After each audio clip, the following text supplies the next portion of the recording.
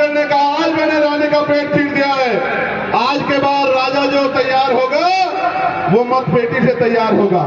तो दुश्मन बड़ा दिमागदार है, उसने कहा मतपेटी छोड़ेगी, हम ईवीएम ले आएंगे, इलेक्ट्रॉनिक वोटिंग मशीन, इसके जरिए हम वोटों की चोरी कर लेंगे। 2 साल से मुझे मेरे साथी कह रहे थे कि चंद्रशेखर भाई आप ईवीएम पे कुछ बोलते नहीं। मैंने उनको समझाया कि भाई ईवीएम पे 50 आदमी अगर आंदोलन करेंगे सरकार नहीं सुनेगी, मगर जितने लोग आज यहाँ बैठे हैं, अगर जिस दिन मैं कहूंगा वो सीतापुर के जिला मुख्यालय पे जाके 1 दिवसीय धरना दे देंगे तो ये नहीं, विदेश की सरकार भी सुनेगी कि भारत में कुछ हो रहा है। इसलिए हमने तय किया कि पहले हम लोग जनमत तैयार करेंगे, पहले हम लोगों को जोड़ेंगे, लोगों के बीच में जाएंगे, उनके साथी बनेंगे, सहयोगी बनेंगे, उनको अपनी तकलीफ बताएंगे, उनका काम करके उनको जोड़ने का काम करेंगे। और जब वो जुड़ जाएंगे फिर उनसे कहेंगे हमारा साथ दो। बहुत जल्द ईवीएम पर मैं पहले प्रदेश स्तरीय फिर राष्ट्रीय स्तरीय आंदोलन करने वाला हूं, क्योंकि ईवीएम से वोटों की चोरी हम लोग नहीं होने देंगे। ये वोट हमें बाबा साहब अम्बेडकर के 4 बच्चों के खून से मिली है। ये वोट हमने बाबा साहब अम्बेडकर को खो में प्राप्त की है। और अगर ये वोट का अधिकार हमारे पास नहीं बचा तो हमारी बस्तियों में भी कोई पैर रखने के लिए नहीं आएगा। हमारे स्वाभिमान सम्मान की बात को छोड़, इसलिए हमने तय किया है कि और किसी में हिम्मत नहीं है कि वो ईवीएम को जवाब देके ईवीएम को बंद कर दे। मैं आपको विश्वास दिला के कहता हूं, अगर ईवीएम से चुनाव होगा तो इतना फेल होगा कि आपके एक वोट को आपका पता लग जाएगा कि आपने कहां दी है और वो वोट वही जाएगी। अदरवाइज ईवीएम से देश में चुनाव नहीं होने दिया जाएगा। ये बात कहने के लिए मैं सीतापुर आया, आपको बताने के लिए आया। क्या आप चाहते हैं ईवीएम बंद हो जाए? कितने लोग चाहते हैं? हाथ उठा के बताओ। चलो नीचे करो। आप चाहते हो बैलेट पेपर से चुनाव हो? एक और ऑप्शन है, आप ये हाथ नीचे करो, इस ऑप्शन को भी सुन लो। अगर मौका मिले कि ईवीएम से ही चुनाव हो जाए, लेकिन चुनाव ट्रांसपेरेंट हो, फेयर हो, पारदर्शी हो, आपकी वोट का आपको सेकंड में पता लग जाए आप कहां गई हो, आपकी जानकारी हो, तो राजी हो या नहीं हो? बताओ, हाथ लगा के बताओ जो लोग राजी है। बहुमत तो इनके पास है। चलो नीचे करो। देखो मेरी बात सुनो, बुद्ध ने कहा मध्यम मार्ग। कौन सा मार्ग? मध्यम मार्ग। हमें मध्यम मार्ग पर रहना चाहिए। जब हमें पता है कि वही काम आसानी से हो रहा है तो फिर ज्यादा जोर लगाने की जरूरत। अभी तो ईवीएम को हमें इलाज करना है, करना नहीं करना है। अब 2 बातें और बची, इस पर भी गौर कर लो। एक तो आजाद हुए 70 साल से ज्यादा हो गया, लेकिन अखबार पढ़ो, हर रोज घटना आती है। कहीं किसी बच्ची का रेप हुआ, कहीं हत्या हुई, कहीं उसको मार के लटका दिया गया, कहीं उसका सामूहिक उसके साथ अपमान हुआ, कहीं PHU में हुआ, कहीं हुआ। तमाम तरह की खबरें सुनते हैं। मुझे तो बहुत तकलीफ होती है, क्योंकि मेरी माँ ने तो मुझे सिखाया है कि बहन बेटियों के का अपमान नहीं होना चाहिए। आप ये बताओ, आपको तकलीफ होती है नहीं होती इस बात से? कोई कहता है कानून व्यवस्था अच्छी है, कोई कहता है राम राज्य। आप बताओ ये कैसा राज है जिसमें बहन बेटियां सुरक्षित नहीं? कल तो मैंने उनको सुना, चंपत राय जी को। वो चंपत राय जी कह रहे थे कि भाई हमने राम मंदिर के जो गेट हैं उन पर सोना चढ़वा दिया है, मगर हमें डर है कि कोई पुजारी का गला काट के उनको उतार ना ले जाए। आप सुन के देख लो, यही कह रहे थे। वो कह रहे थे नहीं कह रहे थे? आप देख लो, मीडिया के लोग जानते हो, कह रहे थे नहीं कह रहे थे? आप बताओ, जो अयोध्या में राम के यहाँ पे अगर सुरक्षा नहीं है तो फिर भाई क्या हो?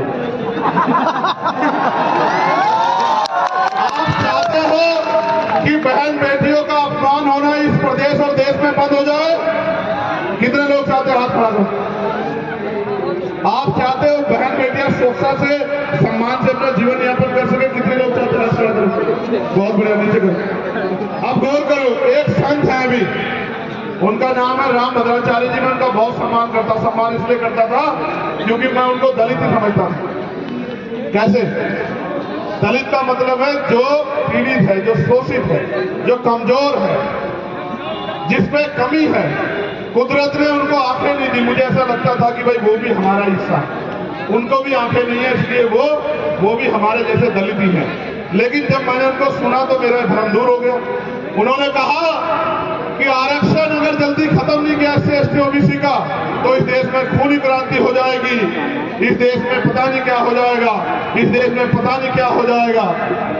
उन्होंने कहा जातिगत आरक्षण खत्म कर दो। मैं उनसे पूछना चाहता हूं, भद्राचार्य जी, हजारों साल हमने इस देश में खून के आंसू रोए, आपने क्या दिया हमें? आपके पूर्वजों ने क्या दिया हमें? आपने आरक्षण दिया क्या हमें जो छीनना चाहते हो?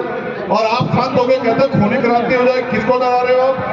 इस देश का माहौल खराब करना चाहते हो, इस देश में दंगा कराना चाहते हो राम भद्राचार्य जी।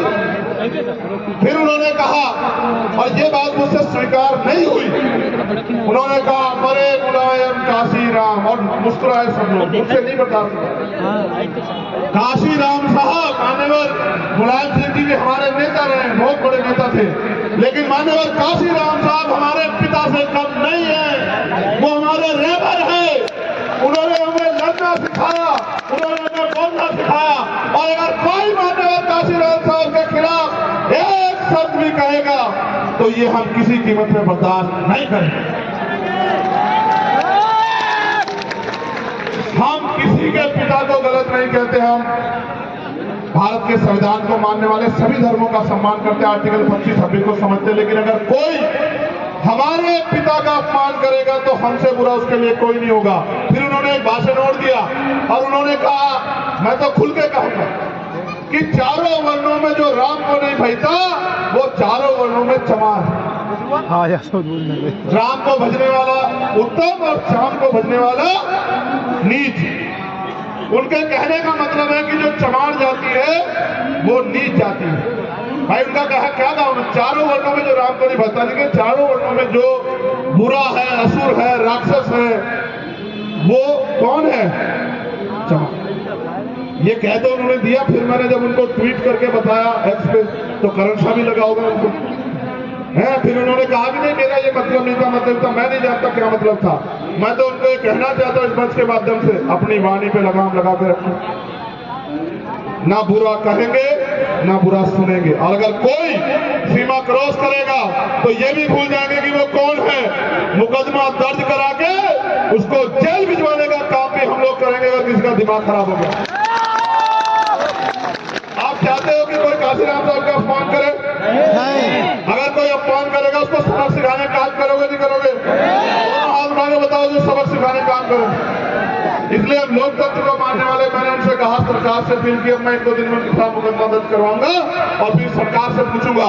जो लोग कहते हैं कि हम दलित सम्मेलन कर रहे हैं, तो ये बताओ हमें अपमानित करने वालों को जेल भेजोगे नहीं भेजोगे? अब आखिरी बात है, गौर कर लो, इस देश में जिसकी जितनी संख्या बारी उसकी इतनी हिस्सेदारी होनी चाहिए नहीं होनी चाहिए? बताओ।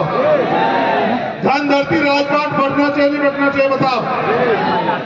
तो फिर ये महसूस करो कि आज इस देश की पिछड़ी, अति पिछड़ी दलित जातियों को, आदिवासियों को मिल क्या रहा। मेरा ये मानना इस देश में 100% आरक्षण होना चाहिए। कितने %?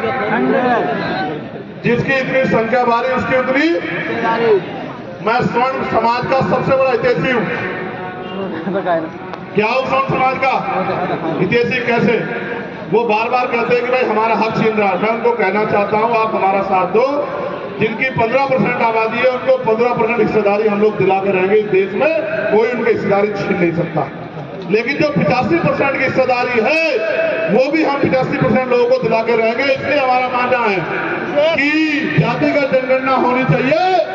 52% पिछड़े वर्ग के लोगों को 52% आरक्षण की व्यवस्था होनी चाहिए।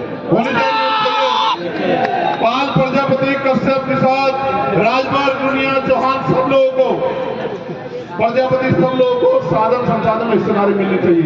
और जो शेड्यूल कास्ट की जाति है, चमार हो, वाल्मीकि हो, धोबी हो, पासी हो, कोरी हो, खटीक हो, सब लोगों को सरकारी नौकरियों में हिस्सेदारी बराबर की संख्या के आधार पर मिलनी चाहिए। मिलनी चाहिए नहीं मिलनी चाहिए?